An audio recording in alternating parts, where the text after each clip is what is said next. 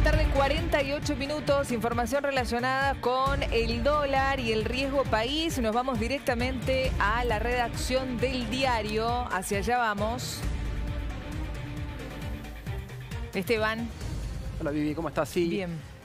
Máximo histórico para el dólar blue, 210 pesos se está cotizando hoy. Ayer había cerrado 209,50 en este contexto de incertidumbre, presión cambiaria y emisión de pesos.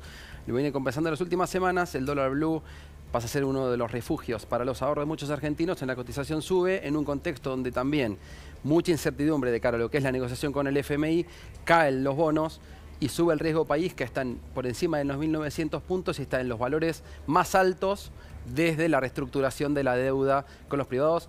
Lo que está mostrando un poco que más allá de aquella operación que implicó un acuerdo con los tenedores privados, la incertidumbre que tiene que ver con la deuda y en el programa con el FMI impacta negativamente en las expectativas económicas argentinas y eso muestra o se refleja en este 1.900 puntos que tiene hoy el riesgo país. Ahí está la respuesta cuando mucha gente dice, nos interesan otras cosas, nos interesa qué pasa con nuestro dinero cuando vamos al supermercado, no sé si nos importa tanto la negociación con el Fondo Monetario Internacional. Es que si no hay acuerdo con el Fondo Monetario, Esteban, entre otras cosas, esto es lo que pasa, ni hablar del índice de inflación, ¿no?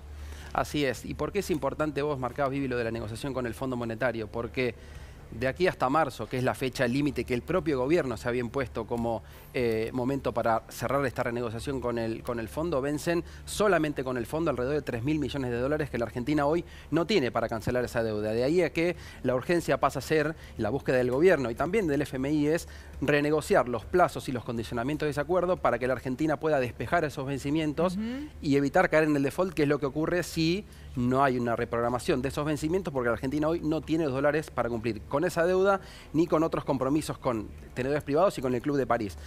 El reloj empieza a correr, el tiempo se agota y por eso es que la urgencia, después de muchos meses de negociación que avanza pero se empantana y no progresa, empieza a ser un punto cada vez más importante. Y por eso el canciller Santiago Cafiero viajó y está reunido en este momento con el secretario de Estado de los Estados Unidos, una reunión más política que económica, porque lo que se busca es de alguna forma convencer o acercar el apoyo de Estados Unidos en la negociación. Estados Unidos es el accionista más importante en el Fondo Monetario y es quien tiene el poder de veto en cuanto a si un programa se puede firmar o no, si hay acuerdo o no.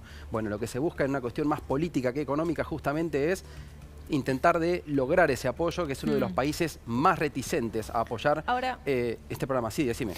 Lo que no quedó claro, y de hecho lo charlábamos con Pablo Fernández Blanco el fin de semana, es por qué viaja a Estados Unidos Cafiero y no el ministro de Economía Martín Guzmán, que viajó, pero mucho más cerquita, a la casa de Cristina. Así es, y por eso están el frente externo y el frente interno.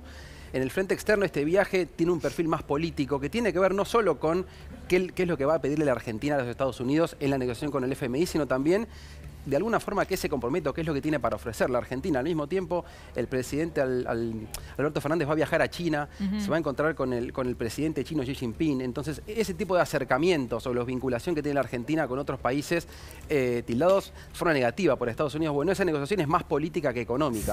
Por otro lado, están los números concretos, las variables. El ministro Guzmán dijo, no hay acuerdo en el sendero de ajuste. Y ese es uno de los puntos clave que traban hoy el acuerdo.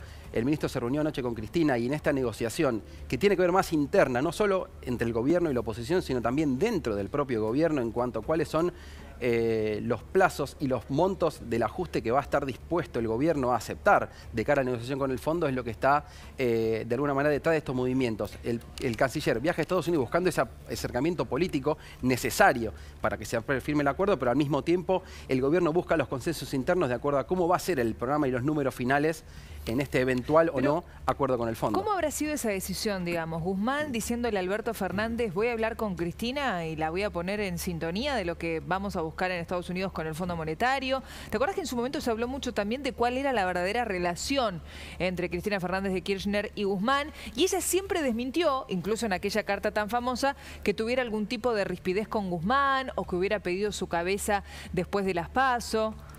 Es la ambivalencia que marca en esa relación constante en el gobierno de, por un lado, Cristina diciéndole la lapicera, el poder lo tiene el presidente, pero al mismo tiempo siendo un actor de veto que impide, entre otras cosas, por ejemplo, y fue un evento muy importante en estos años de gobierno, qué va a pasar con las tarifas, en cuanto se aumentan las tarifas y eso impacta directamente en los subsidios y en los números fiscales. Bueno, de ese tipo de variables y conjeturas hay un montón en la firma del acuerdo. De hecho, hace poco el diputado Máximo Kirchner se le preguntó por el acuerdo con el fondo y dijo, bueno, vamos a ver después cuando venga el programa qué es lo que tienen los números. Como diciendo, no hay un apoyo irrestricto o vamos a la convicción final de firmar antes de marzo o lo que sea, sino como una cuestión de decir, bueno, vamos a ver hasta dónde nos comprometemos a ejecutar, y ese es el punto clave que está de fondo. El Fondo Monetario diciendo, vamos a refinanciar los pagos, sí, pero mostrame cómo vas a mostrar, qué sendero fiscal vas a tener en el ajuste que vas a tener justamente para no necesitar tanta inversión y para empezar a acumular reservas para así comprometerte a pagarnos en los plazos en los cuales eventualmente acordemos. El gobierno dice, no podemos hacer ese ajuste porque eso va a impactar negativamente en nuestros planes, en nuestras proyecciones de crecimiento, y ahí es donde el acuerdo se traba, tanto a nivel internacional como a nivel interno dentro del gobierno y en el gobierno con la oposición. Gracias, Esteban. Un placer como siempre. Vivi.